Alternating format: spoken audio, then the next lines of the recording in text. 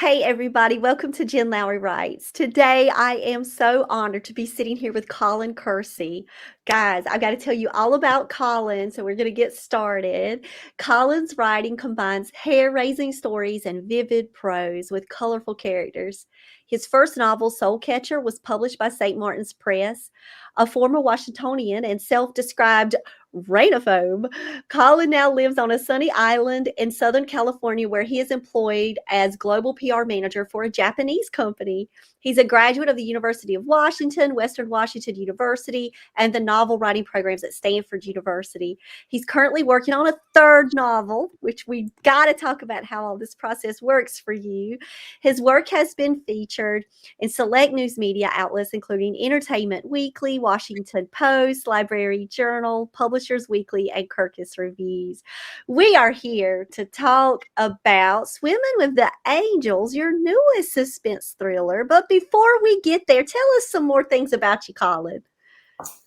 Well, I'm blessed to live on a little island in Southern California.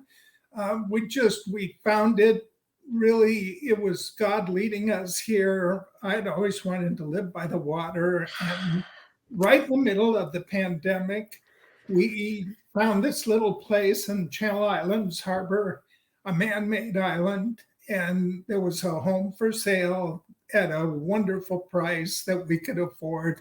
And of course, because of the pandemic, everyone was working remotely, which made this a perfect move. So that's a little bit about where I live. There's a view of the water in front of our home, and our boat, our little electric Duffy, is moored right down in a dock, maybe 100 yards away. So it's pretty idyllic.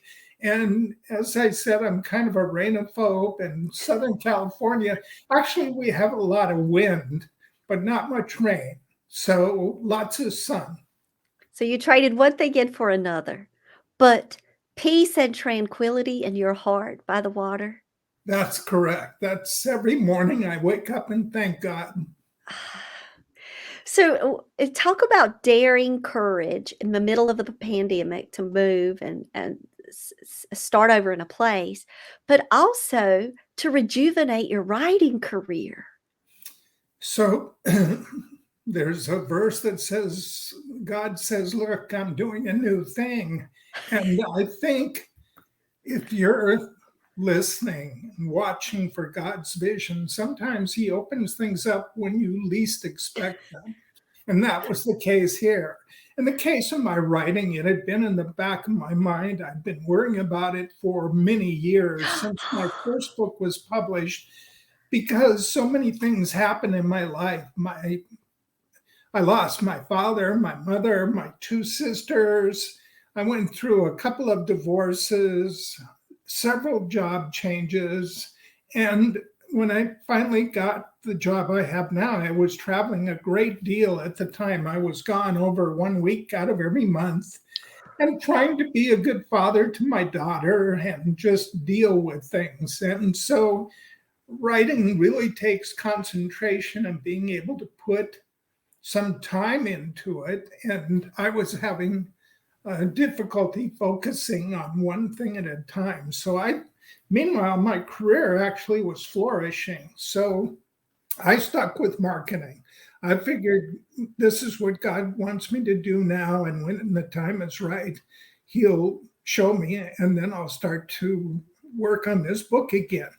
So he never let me forget that book. He kept haunting me with the premise of it. And so I finally was able to get back to it and then published it this last July. So I have to ask you, did he gently nudge you along the shoreline, or did he just push you right into where you had no choice and you were just swimming with those angels, like awful? Like, how was that nudge? Because you said you knew it was going to come. Yeah, it's a little bit of both. So as I've said, I think sometimes as a writer, it's like the frozen tundra. You're just plodding along and things are not happening easily. And then all of a sudden, there's a breakthrough and things are just flowing and you feel like, okay, this is good, God, thank you. Let's roll with this. And so it's one thing this month and maybe something else next month, and you just have to let it be what it's going to be. But you can never give up. You have Right. to just, if you've been given a mission by God, a purpose, then that's your purpose. You can't turn your back on it forever. You just have to wait for God's timing sometimes. And that was the case for me. I needed to wait for his timing until it was right. And that is a form of patience there and trust. And Yes. also acceptance when it wasn't your time in that way. Yes. So you Well, used the word earlier that you might have worried a little bit about that book, Swimming with the Angels, that premise that got you said I'd spent all those years kind of a little worried. yes, I think it's like a haunting. It's like something that won't let you go. There's something that you're not dealing with, and you have to come back to it and work it. You have to dig those furrows for the rain to come and fill them. And so that's what I struggled with for many years until I had the time to go back and put the words there. And then I still needed help shaping them. So I ended up going back to school. Basically, I spotted a writing school at Stanford that had just started. It was all online, and it gave me the discipline because every week we had to read other authors and read our fellow students and turn in on our own work. And the professors were all professional authors, some people very famous, like Carolyn Levitt, who was a best-selling author. And they gave us the tools to really improve our work. And that was necessary for me. Personally, it's not an easy thing to write. It's a discipline, and it takes more than just stringing a couple of sentences together. And so talk about change in the industry from 26 years ago when you were first published with Soulcatcher to now. So I can't be positive about the numbers, but I think back in the days when my first novel was published, there were maybe 50 some thousand books a year published. And so if you found an agent and if they were good, and if your book had any reasonable chance of success at all, you would find a publisher. And I had the great blessing to find a good agent and to actually have publishers bid on my book. And so it was published. In fact, there was kind of an excitement about it. People thought it was going to become a movie. And so I also had a film agent for a while. Yeah, so it was very exciting. I had Steven Spielberg and a number of production companies look at it. And I got pretty excited because I was thinking, oh boy, this is my new career. But that didn't quite happen. Now, today, I believe there's something like 100,000, a million books. I was about to say, tick Yeah, up a little bit more. yeah. Yeah. So, it's pretty tough. On the one hand, there's a lot of ways to do it. You can self-publish, you can go with a major publisher. There's just a lot of things you can do, but that means there's a lot of books out there, and really readership, from what I understand, is going down.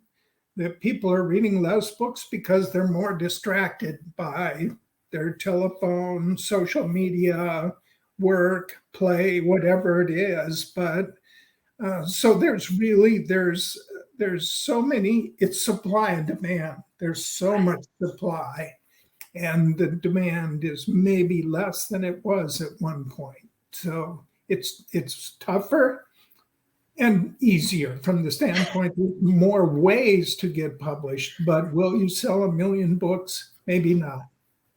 But you're here on the podcast too, which was not even a thing back in the day. That's right. Very exciting. So that's something too. But you've got that advertising and marketing background, right? And You would think I would be a whiz at promoting myself, but ah, actually, talking about myself is not an easy thing to do. There's something about that that sounds, this isn't right. This is too, you know, you know, braggadocio. Colin, I do the same exact thing. And then I use my platform to talk more about other authors and help other authors and I don't even think about myself most days or talk about myself most days because I'm just so in love with the book world and the authors that are in it to try to uplift and encourage them that it becomes more about them. That's a very good way to Yeah, approach it, is to think more about others, and your own glory will come if it's meant to. But that's right. yeah, And so you said after, Swimming with the Angels came book box, book in hand. How was that whole process from like start to finish for you? Because I know you said you took the courses, you had to have a set of eyes on it. Like, how long did that take? Were you working that during the pandemic or did you start that pre-pandemic? I've been working now for 40 some years in marketing, and so I started working on the book again just prior to the pandemic and was really very serious about it. Then the pandemic hit, and I had to shift gears, part of that being the move and so forth. But I kept the pedal to the metal. In fact, when I was at Stanford, my professors marveled because I wrote so quickly.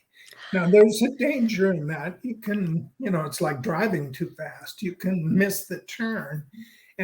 But on the other hand, it means if you discover that you're off the beaten track, and basically what we all want as writers, I think, is a map, right? Something to tell us how to get from A to B, because it's a long journey, and you need to have something to guide you. That's where people that outline maybe have a little bit that discipline Right. helps them get where they're going and not have so many splinters, offshoots of where they're supposed to go.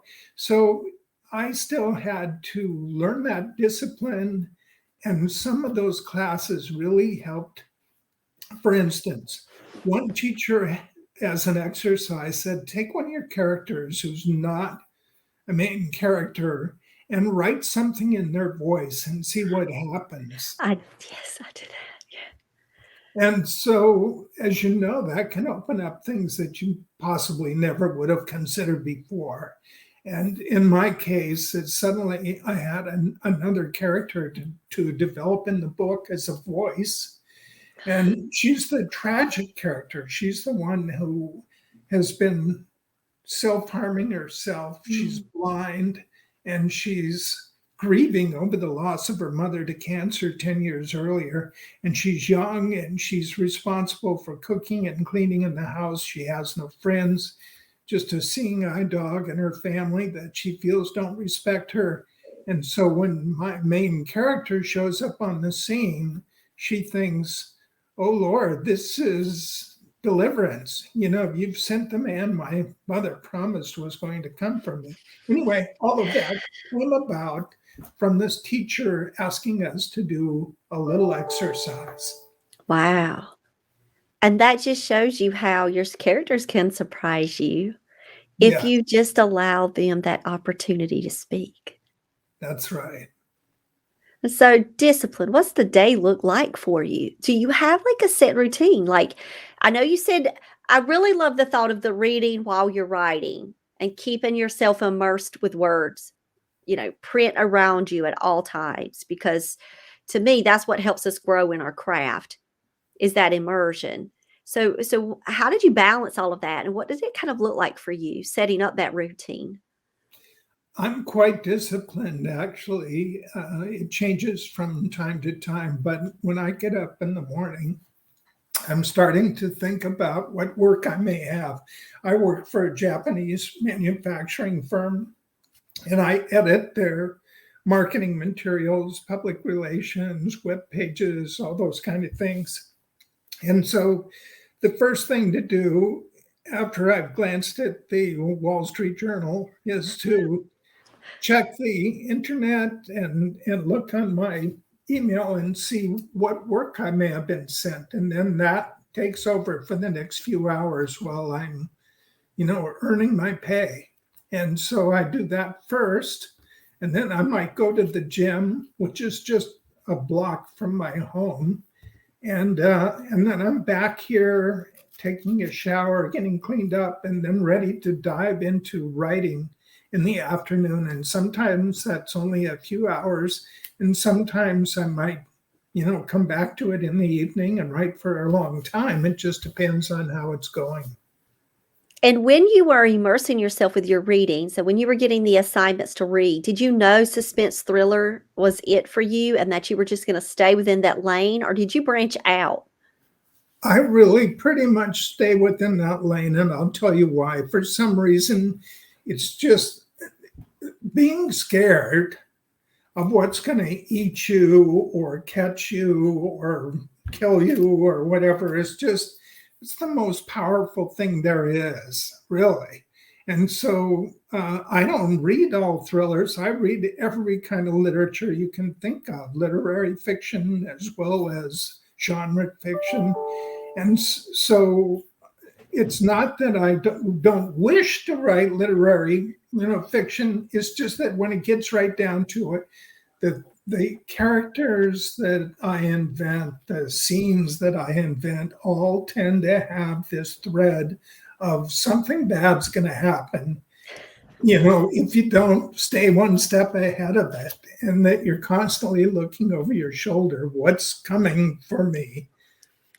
The joy is there when you're talking about the genre and your part you're playing in it. Right.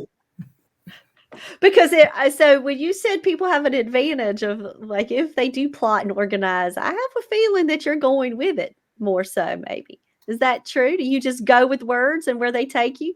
I've done both, but I have found there's a term, maybe you've heard it, called spaghettiing. No, but go talk about it. Yeah, so you get 100 pages into a novel, and all of a sudden you find yourself going off in all different directions, like spaghetti. And so at that point, if you're not careful, the story can get away from you. You've got characters pulling in every direction, scenes running in every direction. And with this book, I had that problem at one point. I wrote a very bad version of this book because I couldn't control it. And that's, again, why going back to school really helped me understand what I needed to do to control the story. So then you walked back into your book, and then did you just say, what a mess I just made, but a lovely mess, because you did accomplish the first draft. So that's a praise right there. It's a praise, but still, for me, But there's a big but. That is, would anybody want to read this? I don't want to make authors feel like it's not a valuable endeavor to just write. And it truly, like you said, to finish a book is quite an endeavor. But of course, it is hugely fulfilling if somebody reads it and says, wow, I couldn't put it down. Now that's it. but that takes that careful editing, that Yes, careful eye, that going, and I tell authors that I work with all the time, I'm like, yeah, you built the frame. Congratulations, you have it. Now go decorate. Just go decorate, fix it, work it, and then make it home for somebody else to have that home within your pages. Because really, that's truly where the magic happens, is in that editing. that's correct. Yes.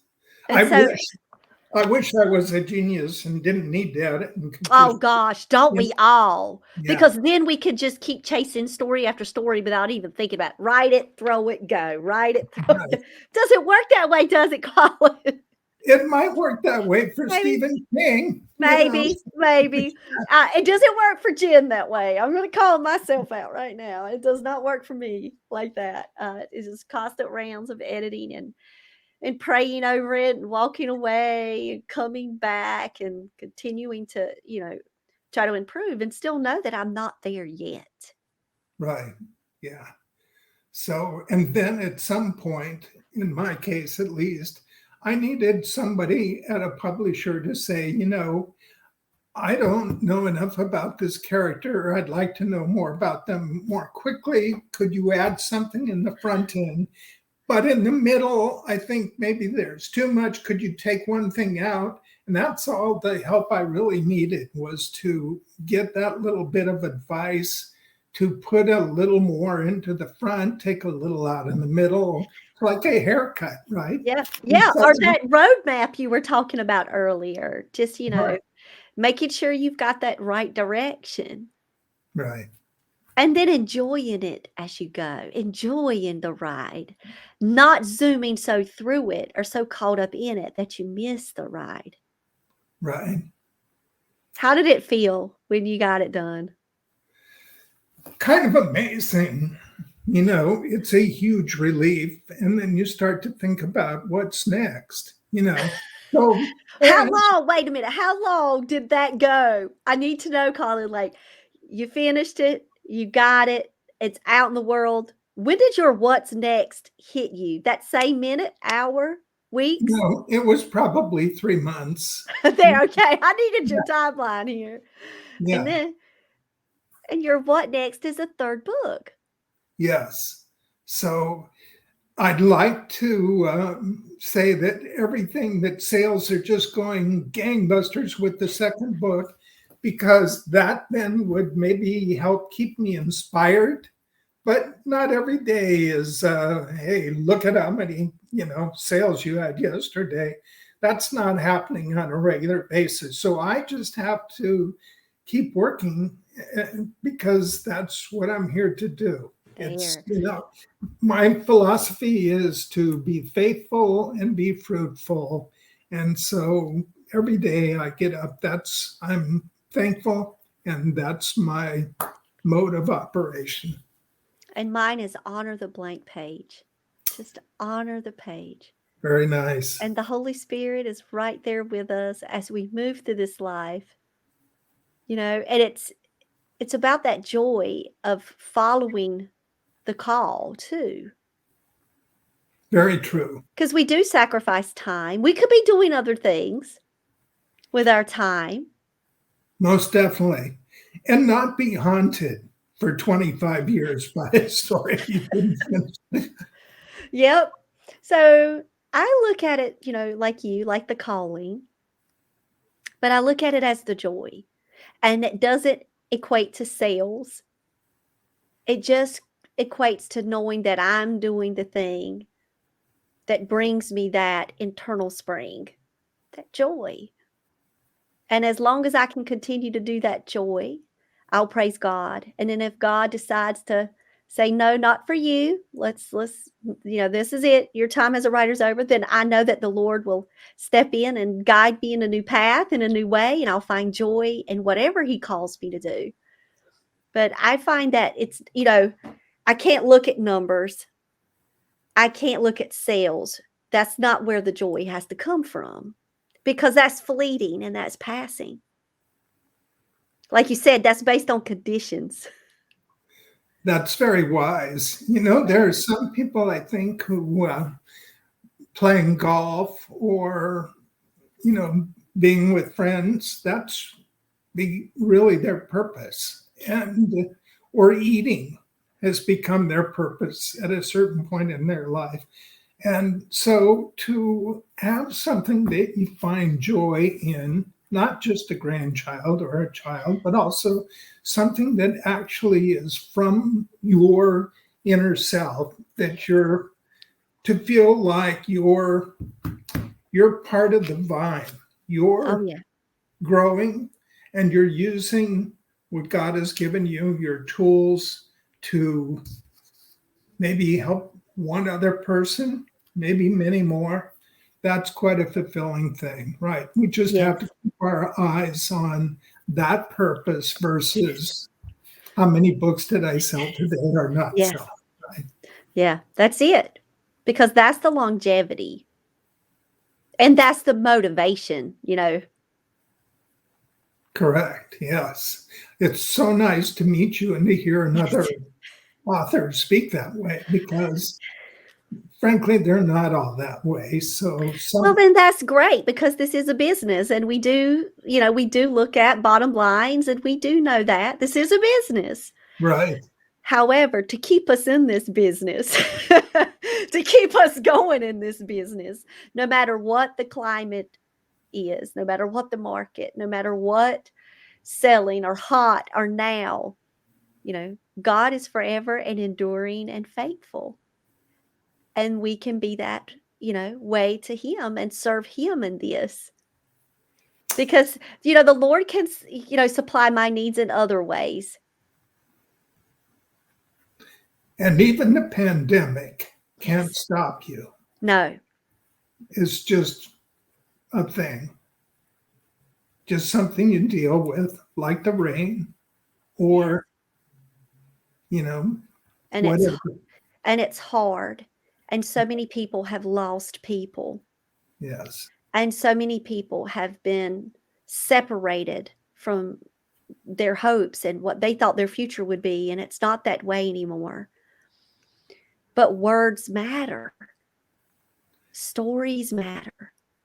And if we can do that, if that's the part how we can contribute, let us just keep doing it, Colin. Let us just keep doing it because words matter. I agree. As I mentioned earlier, I lost my mother, my father, my two sisters years ago, but my wife lost her son, who was not that old, to cancer a few years ago. And really, at that time, I realized that God had put me in her life to help her get through that period.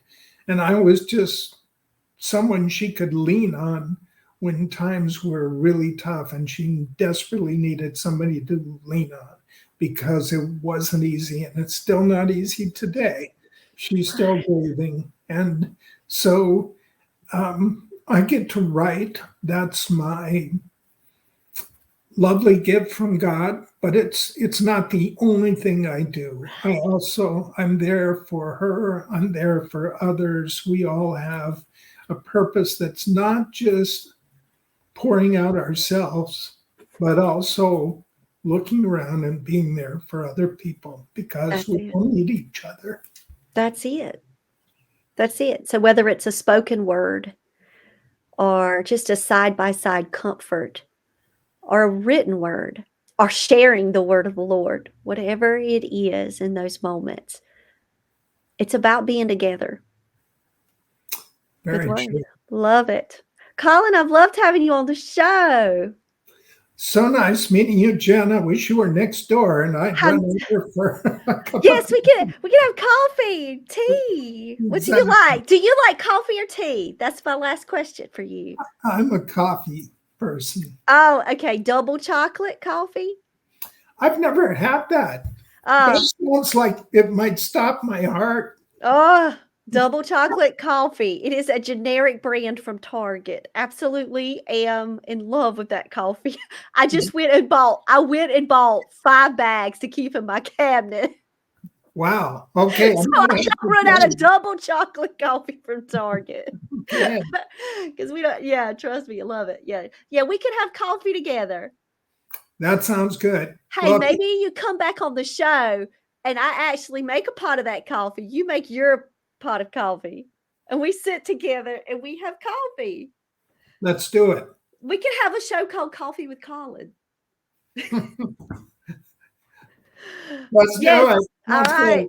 All right. So, Colin, tell everybody how they can find you. I know your book's out. Do you go on social media? You've got a website.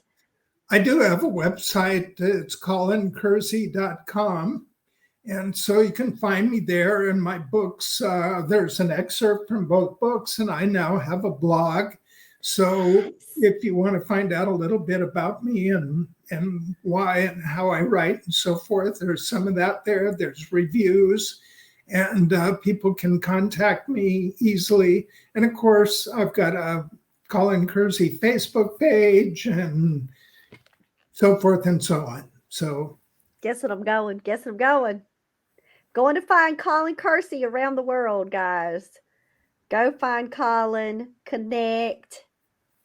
Just so thankful to meet you, Colin. Good luck with your future success for your book, Swimming with the Angels. Now you've got Soul Catcher, which is going to be re-released, and now book 3 on the horizon. So thank you, Jen. This has been a pleasure. Really, yeah. So enjoyable. All right, guys. Love y'all. Thank y'all for joining us at Jen Lowry Writes. We'll check you out later.